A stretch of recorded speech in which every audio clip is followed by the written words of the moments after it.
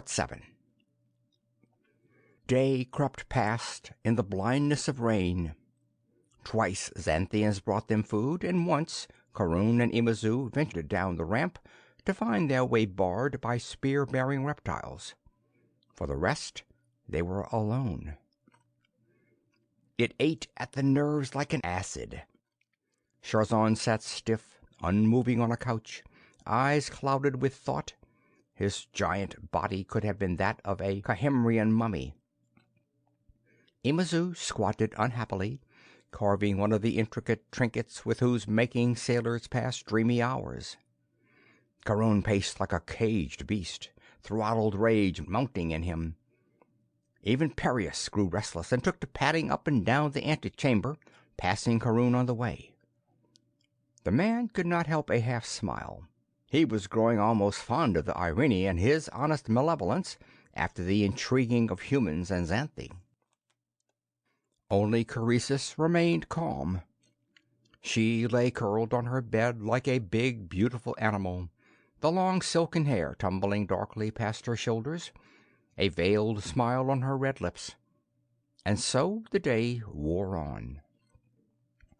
It was toward evening that they heard slow footfalls and looked out to see a party of Xanthi coming up the ramp. It was an awesome sight. The huge golden forms moving with deliberation and pride under the shimmering robes that flowed about them. Some were warriors, with saw-edged pikes flashing in their hands, but the one who spoke was plainly a palace official. "Greeting from Satu, king of the Demon Sea, to Sharzan of Akera," the voice boomed. "You are to feast with the lords of the Xanthi tonight." "I am honored," bowed the sorcerer. "The woman Croesus will come with me, for she is equal with me." "That is permitted," said the Xanthian gravely. "And we, I suppose, wait here," muttered Karun rebelliously. "It won't be for long," smiled Croesus softly. "After tonight, I think it will be safe to tell you what you wish to know." She had donned banqueting dress, carried up with her from the ship, a clinging robe of the light rippling silk of Hyong-nu, a scarlet cloak that was like a rush of flame from her slim bare shoulders, barbarically massive bracelets and necklaces, a single fire ruby burning at her white throat. Pearls and silver glittered like dewdrops in her night-black hair. The loveliness of her caught at Karun's throat. He could only stare with dumb longing as she went after Sharzan and the Xanthi. She turned to wave at him. Her whisper twined around his heart. "Good night, beloved." When they were gone, the Irene padding after them, Imazu gave Karun a rueful look and said, "So now we are out of the story." "Not yet," answered the Konahorian, still a little dazed. Oh yes, oh yes. Surely you do not think that we plain sailormen will be asked for our opinions? No, Karun, we are only pieces on Sharzan's board. We've done our part, and now he will put us back in the box." Croesus said. Imazu shook his scarred bald head sadly. "Surely you don't believe a word that black witch utters." Karun half drew his sword. "I told you before that I'd hear no word against Croesus," he said thinly. "As you will. It doesn't matter anyway. But be honest, Karun. Strike me down if you will. It doesn't matter now. But try to think. I've known Croesus longer than you, and I've never known anyone to change their habits overnight. For anyone." She said, "Oh, I think she likes you in her own way. You make as handsome and useful a pet as that Irene of hers. But whatever else she is after, it is something for which she would give more than the world, and not have a second thought about it." Karun paced unhappily. "I don't trust Sharzan," he admitted. "I trust him as I would a mad Verax. And anything Satu plans is evil." He glared down the cavernous mouth of the ramp. "If I could only hear what they say." "What chance of that? We're under guard, you know." "Aye, so, but—" Struck with a sudden thought, Karun went over to the window. The rain had ceased outside. but a solid wall of fog and night barred vision. It was breathlessly hot, and he heard the low muttering of thunder in the hidden sky. There were vines growing on the wall, tendrils as thick as a man's leg. The broad leaves hung down over the sill, wet with rain and fog. "I remember the layout of the castle," he said slowly. "It's a warren of tunnels and corridors, but I could find my way to the feasting hall." "If they caught you, it would be death," said Imazu uneasily. Karun's grin was bleak. "It will most likely be death anyway," he said. "I think I'll try. I'm not as spry as I once was, but—" No, Imazu, you had best wait here. Then if anyone comes prying and sees you, he'll think we're both here. Maybe." Karun slipped off tunic and sandals, leaving only his kilt. He swung his sword across his back, put a knife in his belt, and turned toward the window. "It may be all wrong," he said. "I should trust Caresis, and I do, Imazu, but they might easily overpower her. Anything is better than this waiting like beasts in a trap." "The gods be with you, then," said Imazu huskily. He shook a horny fist. "To hell with Sharzan. I've been his thrall too long. I'm with you, friend." "Thanks." Karun swung out the window. "Good luck to both. To all of us, Imazu." The fog wrapped around his eyes like a hood. He could barely see the shadowy wall, and he groped with fingers and toes for the vines. One slip, one break, and he would be spattered to red ruin in the courtyard below. Down and down and down. Twigs clawed at him. The branches were slick in his hands, buried under a smother of leaves. His muscles began to ache with the strain. Several times he slipped and saved himself with a desperate clawing grip. Something moaned in the night under the deepening growl of thunder. He clung to the wall and strained his eyes down. A breath of wind parted the fog briefly into ragged streamers, through which winked the savage light of a bolt of lightning, high in the murky sky. Down below was the courtyard. He saw the metallic gleam of scales, guards pacing the walls. Slowly he edged his way across the outjutting tower to the main wall of the castle. Slantwise he crept over its surface until a slit of blackness loomed before him, another window. He had to squeeze to get through, the stone scraping his skin. For a moment he stood inside, breathing heavily, the drawn sword in his hand. There was a corridor stretching beyond this room, on into the darkness lit by the ghostly blue fungus glow. He saw and heard nothing of the Xanthi, but something scuttled across the floor and crouched in a shadowed corner, watching him. On noiseless bare feet he ran down the hall. Fog eddied and curled in the tenebrous length of it. He heard the dripping of water, and once a shuddering scream ripped the dank air. He thought he remembered where he was in that labyrinth. Left here, and there would be another ramp going down. A huge golden form loomed around the corner. Before the jaws could open to shout, Karun's sword hissed in a vicious arc, and the Xanthian's head leaped from his shoulders. He kicked the flopping body behind a door and sped on his way, panting. Halfway down the ramp, a narrow entrance gaped, one of the tunnels that riddled the building through its massive walls. Karun slithered down its lightless wet length. It should open on the great chamber, and black against the dim blue light of the exit, a motionless form was squatting. Karun groaned inwardly. They had a guard against intruders, then. Best to go back now. No. He snarled soundlessly and bounded forward, clutching the sword in one hand and reaching out with the other.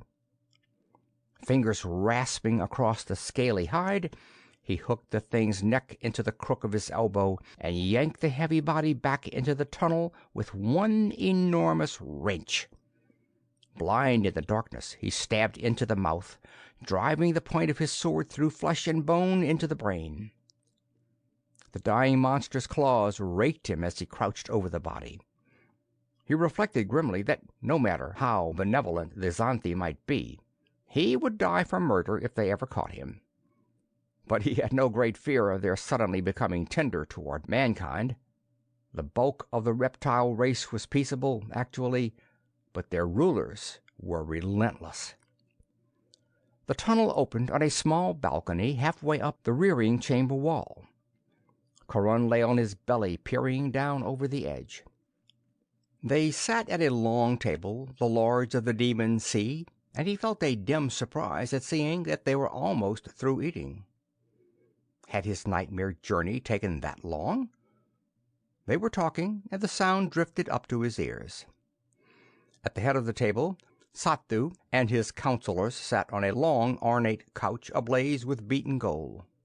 Shorzon and Carissus were reclining nearby, sipping the bitter yellow wine of the Xanthi. It was strange to hear the hideous hissing and croaking of the reptile language coming from Carissus's lovely throat.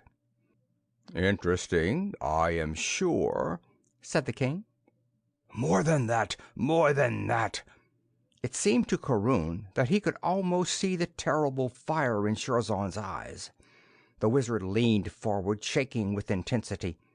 "You can do it. The Xanthi can conquer Akera with ease. Your sea cavalry and serpents can smash their ships. Your devil powder can burst their walls into the air. Your legions can overrun their land. Your wizardry blind and craze them. And the terror you will inspire will force the people to do our bidding." "Possibly you overrate us," said Sattu. "It is true that we have great numbers and a strong army. But do not forget that the Xanthi are actually a more peaceful race than man. Your kind is hard and savage, murdering even each other, making war simply for loot or glory or no reason at all. Until the king race arose, the Xanthi dwelt quietly on the sea bottom and a few small islands without wish to harm anyone. They have not even the natural capacity for magic, possessed, however undeveloped, by all humans. As a result, they are much more susceptible to it than men. Thus, when the king race was born with such powers, they were soon able to control all their people and make themselves the absolute masters of the Xanthi. But we, kings and wizards and lords of the demon sea, are all one interbred clan. Without us, the Xanthi power would collapse. They would go back to what they were. Even Xanthi science is all of our making. We, the king race, developed the devil powder, and all that we have ever made is stored in the dungeons of this very building, enough to blow it into the sky." Satsu made a grimace which might have been a sardonic smile. "Do not read weakness into that admission," he said. "Even though all the lords who make Xanthian might are gathered in this one room, that power is still immeasurably greater than you can imagine. To show you how helpless you are, your men are locked into the dungeons, and your Ngish has been lifted from their minds." "Impossible!" gasped Shorzon. "A Ngish cannot be lifted." "But it can. What is it but a compulsion implanted in the brain, so deeply as to supersede all other habits? One mind cannot erase that imposed pattern, but several minds working in concert can do so, and that I and my counselors have done. As of today, your folk are free in soul, hating you for what you made them. You are alone." The great scaled forms edged closer, menacingly. Corrun's fist clenched around his sword. "If they harmed Carissus—" But she said coolly, It does not matter. Our men were simply to bring us here, nothing else. We can dispense with them. What matters is our plan to impose magic control over Akera. And I cannot yet see what benefit the Xanthi would get of it, said Xanthu impatiently. Our powers of darkness are so much greater than yours already that... Let us not use words meant to impress the ignorant minds among ourselves, said Croesus scornfully. Every sorcerer knows there is nothing of heaven or earth about magic. It is but the imposition of a pattern on other minds. It creates, by control of the senses, illusions of lycanthropy or whatever else is desired, or it binds the subject by unbreakable compulsion of a gish. But it is no more than that. One mind reaching through space to create what impressions it wills on another mind. Your devil powder, or an ordinary sword or axe or fist, is more dangerous, if the fools only knew. Charon's breath hissed between his teeth. If that... Oh, gods! If that was the secret of the magicians! As you will, said Satsu indifferently. What matters is that there are more of our minds than your two, and thus we can beat down any attempt you may make against us. So it comes back to the question, why should we help you seize and hold Akera? What will we gain? I should say nothing of its great wealth, said Chorzon. But it is true, as you say, that many minds working together are immeasurably more powerful than one, more powerful even than the sum of all those minds working separately. I have worked with as many as a dozen slaves, having them concentrate with me so that I could draw their mind force through my own brain and use it as my own, and the results have amazed me. Now, if the entire population of Akera were forced to help us all at one time... The Xanthi's eyes glittered, and a low murmur rose among them. Chorzon went on rapidly. It would be a power over the world. Nothing could stand before that massed mental force. With us skilled sorcerers to direct, and the soldiers of Xanthi to compel obedience, we could lay an engish on whole nations without even having to be near them. We could span immeasurable gulfs of space and contact minds on those other worlds which philosophers think exist beyond the upper clouds.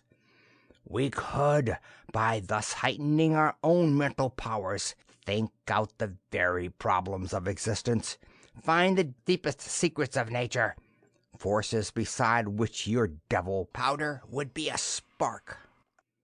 Drawing life energy from other bodies, we would never grow old. We would live forever. Satsu, lords of Xanthi, I offer you a chance to become gods. The stillness was broken only by the muttering and whispering of the Xanthi among themselves. Mist drifted through the raw, wet night of the hall. The walls seemed to waver, shift, and blur like smoke. Why could we not do this in our own nation? asked Satsu. Because, as you yourself said, the Xanthi do not have the latent mental powers of humans, save for you few who are the masters. It must be mankind who is controlled, with the commoners of your race as overseers. And why could we not kill you and do this ourselves? Because you do not understand humans. The differences are too great. You could never control human thoughts as Croesus or I could. Another Xanthian spoke. But do you not realize what this will do to the human race? Your Akerans will become mindless machines under such control. Drained of life energy, they will age and die like animals. I doubt that any will live 10 seasons. What of that? Shrugged Croesus. There are other nations nearby to draw on. Conahor, Nariki, Krimri, ultimately the world. We will have centuries, remember. We will never die." "And you do not care for your own race at all?" "It will no longer be our race," said Shorzon. "We will be gods, thinking and living and wielding such powers as they, as we ourselves right now, could never dream. Why, do what you will with our men here to start. What does it matter?" "But do not harm the yellow-haired man from Conahor," said Caresis sharply. "He's mine forever." Sathu sat thinking, like the statue of a Crimean beast god cast in shining gold. Slowly at last he nodded, and an eerie sigh ran down the long table as the lords of the Xanthi hissed agreement. "It will be done," said Sathu. Kurun stumbled back down the tunnel, reckless of discovery, blind and deaf with madness that roared in his skull. "Caresis! Caresis! Caresis!" It was not the horror of the scheme, the ruin that it would bring even if it failed, the revelation of how immeasurably powerful would the forces lead against man. He could have stood that and braced himself to fight it as long as there was breath in his lungs. But Caresis, she had been a part of it. She had helped plan it, had coldly condemned her whole race to oblivion. She had lied to him, cheated him, betrayed him, used him, and now she wanted him for a toy, an immortal puppet. Witch, witch, witch! Less human than the Irene at her feet, than the Xanthi themselves. Mad with a cold madness such as he had never thought could be. Caresis, Caresis, Caresis, I loved you with all my heart. I loved you. There was no hope in him, no longing for anything but the fullest revenge he could take before they hewed him to the ground. Had the old Xanthian wizard foretold he would bring death? Aye, by the mad, cruel gods who ruled men's destinies, he would. He reached the corridor and began to run. End of Part 7.